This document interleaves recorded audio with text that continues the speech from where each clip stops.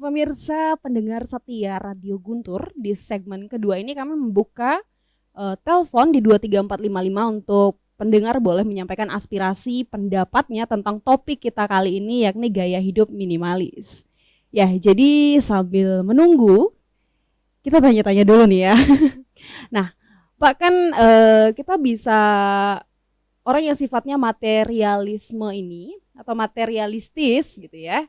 Ini ada yang besar banget tingkatannya gitu ya. Ini materialistisnya tinggi banget nih. Ada yang rendah banget, ada yang memang kayaknya kalau kosong itu gimana tuh, kayak keren banget ya yang nggak ada nilai materialistisnya. Tapi gimana sih kita bisa tahu, waduh materialistisku udah tinggi banget, ini udah parah banget, atau waduh materialistisku ternyata udah baikan nih sekarang, jadi tinggal dilatih lagi. Gimana kita bisa tahu tingkatan materialistis kita ini udah sampai di mana? Itu jadi kalau untuk materialistis itu ya, jadi intinya adalah dia menjadikan benda sebagai pusat kehidupan, kan demikian. Itu sebenarnya gejala psikologis itu.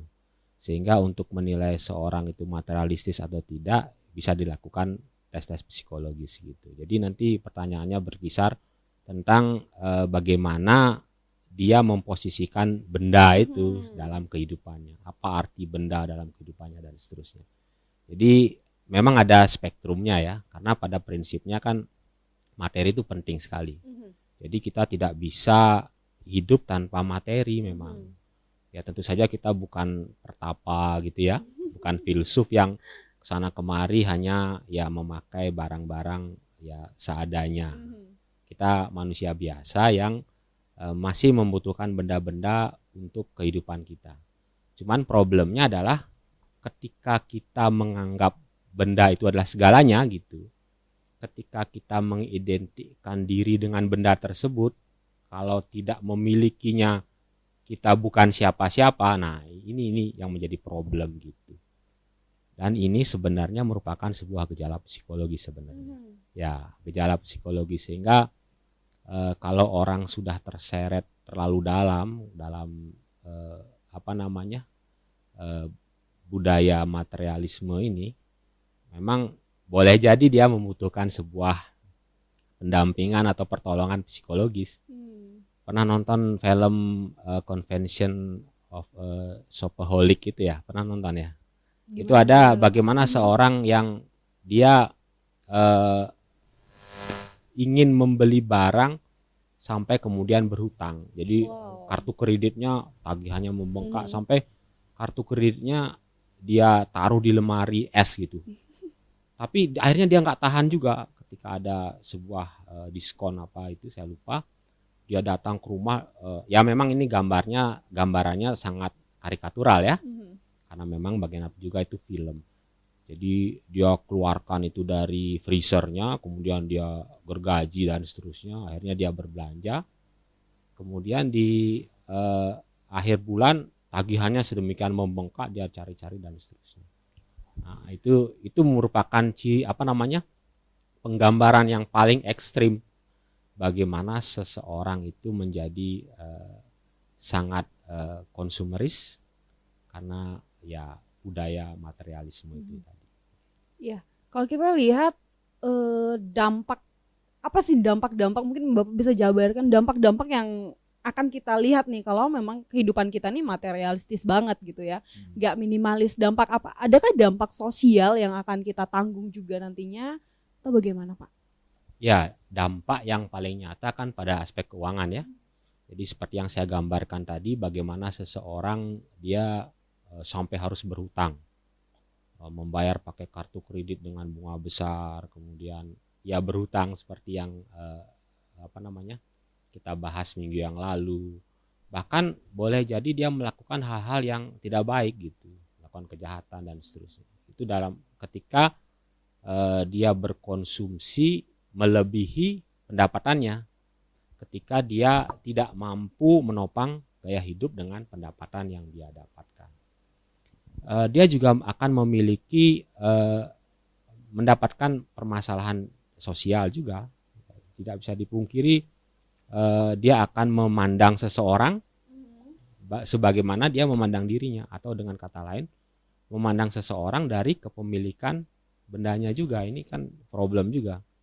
Padahal ketika dalam lingkungan sosial kita harusnya memandang seseorang itu dari ya bagaimana diri seseorang.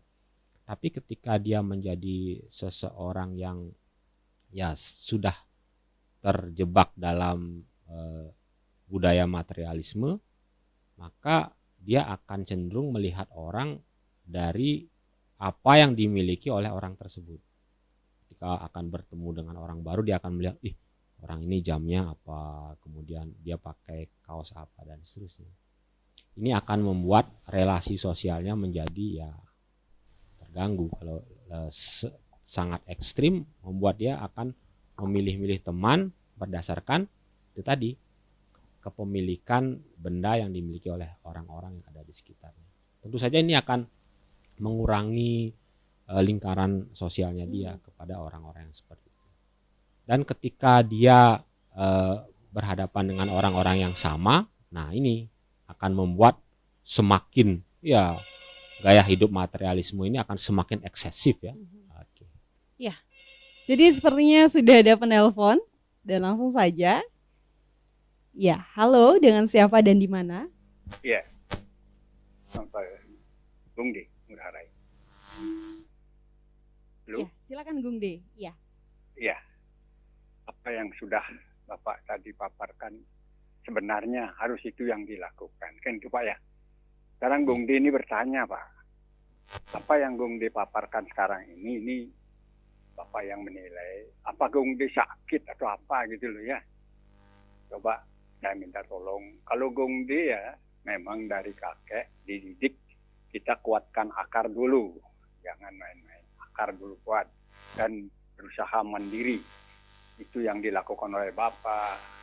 Yang juga saudara-saudara. Semua melakukan itu. Makanya kalau Bung De waktu sampai SMA aja minta uang. Kalau sudah kuliah Bung De kerja. Kakak juga begitu. Tidak pernah. Tapi uang dikirimin gitu loh. Tapi Bung De tidak pakai. Karena Bung De udah kerja. Jadi itu. Dan begini Pak. Bung De sekarang ya. Ini apa yang Bung De katakan cuma demi Tuhan. Tidak ada ngarang. Kadang-kadang Bung De menurut hati nurani ya. Ada orang itu berbicara. Pernah ini Pak. Seorang perempuan dia kehujanan dinas gitu loh. Kehujanan terus. Bung De diam gitu loh. Bung De terus bawakan mobil itu cewek itu mobil yang kecil gitulah bukan mobil kecil bawakan ke sana. Ini kuncinya kamu supaya tidak kehujanan. Itu memang tulus ikhlas. Tapi tidak mau diterima Pak. Jadi itu apa Bung De salah. Banyak Bung De berbuat seperti itu. Tapi ada yang menerima. Tidak banyak. Yang banyak Bung De berikan itu banyak yang tidak menerima kalau di Bali itu Pak ya, kalau di Bali. Kami sangat hargai perempuan di Bali itu beretika. Dan itu apa Bung De sakit. Tapi menurut hati nurani bukan semua orang Bung De tawarin gitu loh. Yang menurut hati nurani Bung De ngasih apapun Bung De itu. Ada satu mahasiswa. Dia datang ke rumah. Dia skripsinya sudah hampir selesai. Jadi dia karena kekurangan dana gitu. Itu orang dari Ciamis itu. Dia minta bantuan. Jadi berapa kamu minta bantuan? Dia minta bantuan per bulan waktu itu 10 juta. Bung De bantu itu 10 juta. Bung De bantu dia. Terus dia selesai. Dia sudah kerja. Maunya uang itu dikembalikan. Tapi Bung De tolak. Bung De ikhlas. Jadi Bung De sering itu memberikan apa segala sesuatu. Bukannya tidak ada yang terima tapi sedikit Pak. Tapi kebanyakan menolak. Sampai Bung De pernah memberikan, Bung De punya klaim asuransi itu keluarga Bung De, pacar Bung De meninggal pesawat, 3 orang ponakan, itu dapat klaim Bung De 9 miliar, masih utuh itu, 9 miliar. Bung De kasih orang, kok enggak mau itu Pak. Apa itu Bung De salah atau Bung De sakit Pak? Itu saja yang Bung De tanyakan Pak, apa segala sesuatunya. Kalau Bung De ya masalah materi, jangan dikatakan karena akar dibilang kuat dari awal. Dan kami sudah mandiri semua pihak. Itu saja Pak. Terima kasih banyak. Ya. Terima kasih Gung De. Dan kepada pendengar setia, Jadi masih dibuka untuk penelpon yang ingin menyampaikan aspirasi dan pendapatnya tentang topik yang kita angkat kali ini, yakni gaya hidup minimalis. Langsung saja telepon di 23455. Dan sambil menunggu mungkin Bapak mau langsung menanggapi beberapa pertanyaan dari Gongde.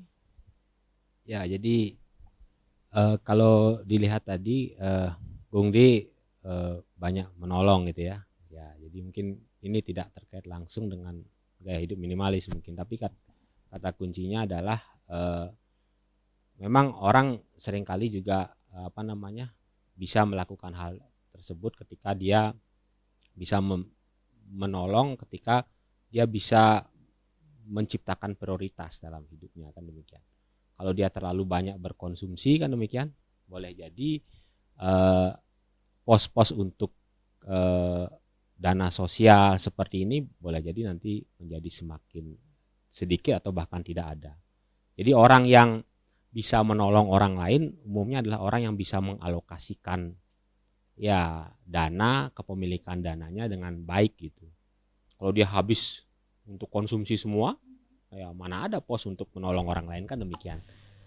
Sehingga ketika seseorang bisa menolong orang lain, itu merupakan salah satu ciri bahwa dia bisa mengalokasikan dana atau finansialnya untuk dengan secara tepat gitu. Nah, ya terkait pemaparan Bapak barusan nih ya Pak ya. Ya.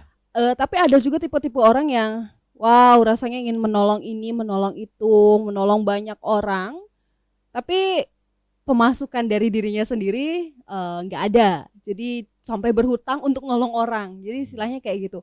Nah, apakah ini juga bisa kita bilang bahwa mereka bisa mengalokasikan dananya, atau ini hidupnya nggak minimalis nih karena tidak sesuai ketentuan, atau bagaimana?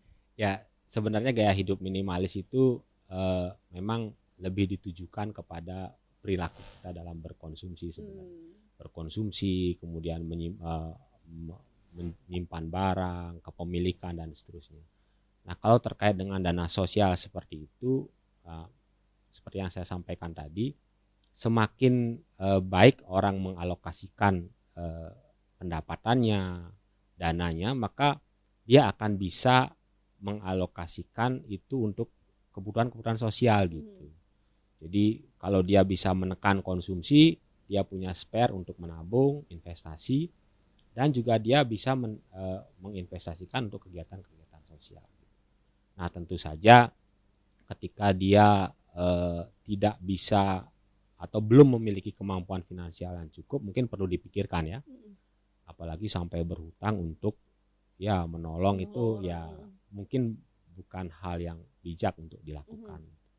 Karena ketika kita berhutang untuk menolong orang, boleh jadi pada satu masa kita yang akan ditolong oleh orang lain, kan demikian. Nah, ini juga perlu kita pikirkan. Jangan sampai niat kita untuk membantu orang lain nanti bisa berakibat pada ya kemampuan finansial kita yang tidak kemudian cukup untuk memenuhi kebutuhan kita sendiri, sehingga pada satu titik malah kita yang harus ditolong oleh orang lain, kan itu juga problem yang perlu kita pikirkan gitu. Ya, jadi bisakah kita mendapatkan kiat-kiat bagaimana cara hidup minimalis nih Pak ya? Oke, jadi cara hidup minimalis itu bisa dimulai dari saat ini, dalam artian kita bisa mulai dari apa yang sudah kita miliki sebenarnya. Kita melihat di sekeliling kita, apa yang sudah kita miliki ini apakah memang benar-benar hal yang kita perlukan gitu. Misalnya pakaian seperti yang saya sampaikan tadi. Apakah benar-benar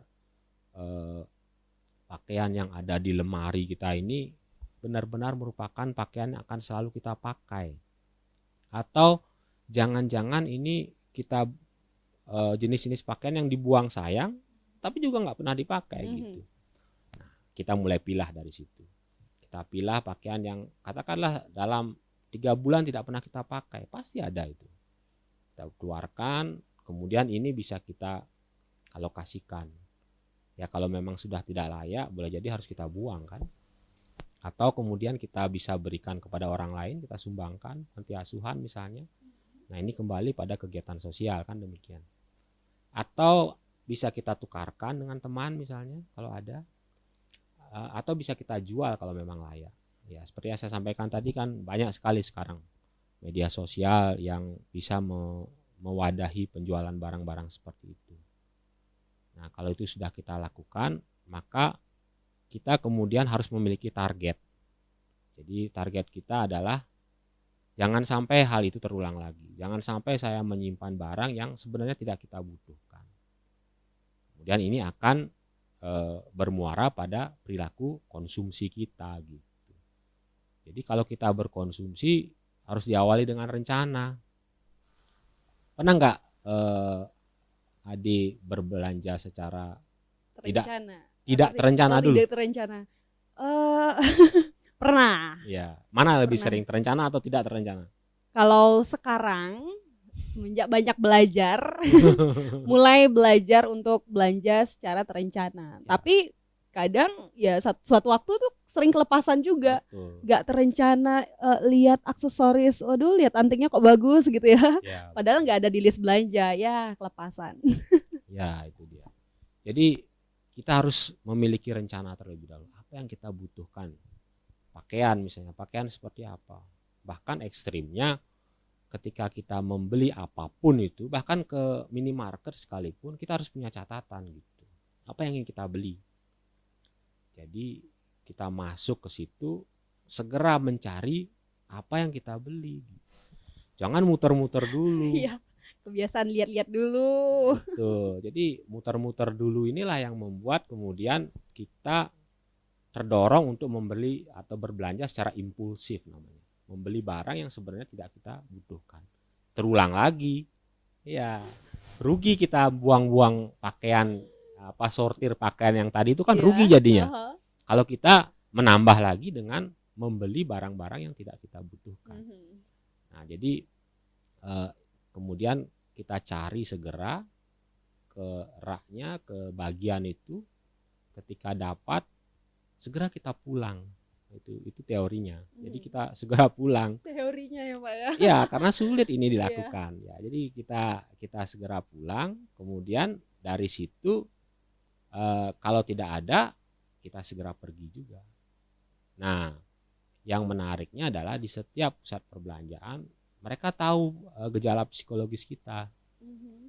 Jadi pernah kalau di pusat perbelanjaan, minimarket, supermarket atau mall, ketika kita datang di bawah kasir itu kan pasti ada pernak-pernik macam-macam ya. Ya. Kalau di minimarket itu biasanya coklat, Permen. permen betul. Itu adalah barang-barang yang menggoda kita untuk melakukan belanja impulsif. Belanja yang asal comot. Mhm. Apa ini? Kok lucu. Mhm. Kadang-kadang nggak kita perlukan ambil. Memang kelihatannya sepele ya, Mhm. tapi itu kalau kita lakukan setiap kita berbelanja, bisa dihitung itu bagaimana dampaknya bagi pengeluaran kita, belanja kita. Jadi jangan tergoda itu, jangan lihat ke bawah. Kalau lihat mata kasirnya aja, apalagi lihat ke plafon ya nggak boleh. Ya jangan lihat plafon Pak ya. Ya, itu. Lihat mata aja kayak Betul. lebih seru. Jadi segera belanja, segera pergi. Nah itu. Jadi kemudian di akhir bulan kita harus ya secara rutin mengecek kesehatan keuangan kita. Apakah belanja kita sudah ini dan seterusnya. Dan itu dari segi finansial akan sangat membantu kita dalam ya menjaga pengeluaran kita. Jangan sampai besar pasak daripada tiang. Dan pada akhirnya tidak hanya ini berpengaruh pada aspek finansial semata, aspek psikologis juga gitu. Jadi saya ingin menyampaikan bahwa ketika kita bicara keuangan gitu ya, kita tidak hanya bicara angka sebenarnya. Kita tidak hanya bicara rupiah, dolar dan seterusnya. Tapi segala aspek dalam kehidupan sebenarnya terkait seperti yang Ade katakan ketika membuka acara ini. Gitu. Jadi ketika kita bisa melakukan pola hidup atau gaya hidup minimalis ini sebenarnya pada satu titik akan sangat membantu aspek psikologis. Kita berbelanja sesuatu yang kita perlukan, tidak menumpuk di mana-mana. kita mengeluarkan uang yang sesuai dengan kemampuan kita, hidup kita juga menjadi lebih simple, kan demikian. Kadang-kadang punya banyak baju itu juga ya belum tentu lebih baik dari sedikit punya baju. Ketika kita lihat lemari mau pakai yang mana, ujung-ujungnya jelek semua kan gitu. Nah, orang yang secara ekstrim menerapkan gaya hidup minimalis minimal dalam berpakaian itu Steve Jobs itu. Ya kan? Kalau dia memperkenalkan produk Apple terbaru, dia pasti pakai setelan yang sama ya. Dia pakai kaos turtleneck itu hitam, celana jeans selalu itu. Selalu ya, iya. Selalu setiap. Ya, jadi dia tidak perlu memikirkan lagi apa yang harus saya pakai dan seterusnya. Sehingga secara psikologis kita menjadi lebih nyaman juga. Tapi ini memang sulit, makanya saya bilang teorinya. Gitu. Tapi harus kita terapkan agar ya itu tadi kita bisa mengatur keuangan dengan lebih baik, menjadi lebih sehat secara psikologis. Seru sekali pembahasan kita hari ini. Jadi dari Pak Ananta ada yang disampaikan sebagai pesan terakhir, bukan terakhir ya, pesan penutup closing statement dalam bahasan kita kali ini. Baik. Jadi yang ingin saya sampaikan adalah gaya hidup materialis itu merupakan sesuatu yang ya sudah sedemikian mengakar dalam kehidupan kita sekarang ini. Jadi orang dinilai atas apa yang dia miliki, kepemilikan benda gitu. Dan ini mendorong kita untuk ya menjadi lebih konsumtif, kemudian berbelanja secara impulsif, sehingga kita seringkali mengabaikan kondisi keuangan. Jadi kondisi keuangan kita yang sebenarnya tidak memadai, kita paksakan untuk membeli berbagai barang yang sebenarnya tidak kita butuhkan. Nah, hal-hal seperti ini harus kita upayakan untuk hentikan. Gaya hidup minimalis ini merupakan salah satu alternatif bagaimana kita bisa menyesuaikan secara sadar apa yang kita butuhkan dan apa yang kita inginkan sehingga sesuai dengan pengeluaran kita. Pada akhirnya gaya hidup minimalis ini memang bertujuan untuk itu tadi menciptakan sebuah kondisi keuangan atau finansial kita yang sehat dan secara psikologis membuat kita lebih baik.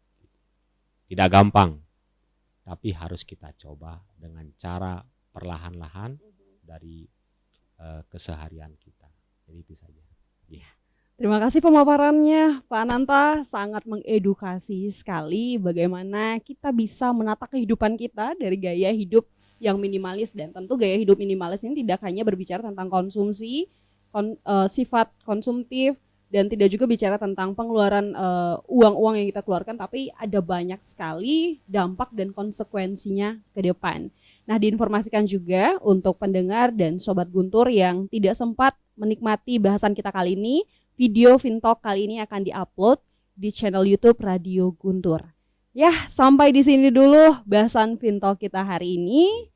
Sampai jumpa di Senin mendatang.